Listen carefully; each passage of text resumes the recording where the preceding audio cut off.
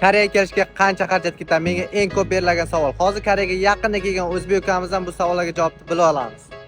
Aljon, Koreyaga kelganingizga qancha vaqt bo'ldi? Koreyaga kelganimga 2 hafta bo'ldi.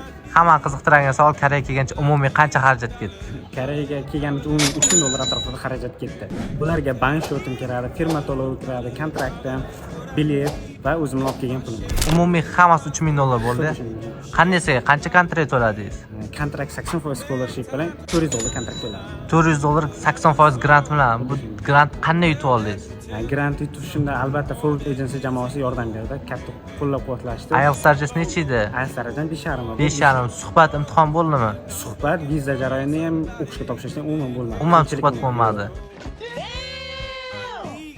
Koreyaga kelganda qanaqa qiyinchiliklar bo'ldi? Koreyaga qiyinchilik umuman bo'lmadi, chunki aeroportdan kelganimizdan Jur'at akani o'zi kutib oldi, bizga kvartira maslahat berdi, o'zimiz tanlab oldik ularni va bizga sim kartalar va Koreya bo'ylab 3 kun sayohat qildik. Sayohat qilish umuman qiyinchilik emas, taassurotlar zo'r.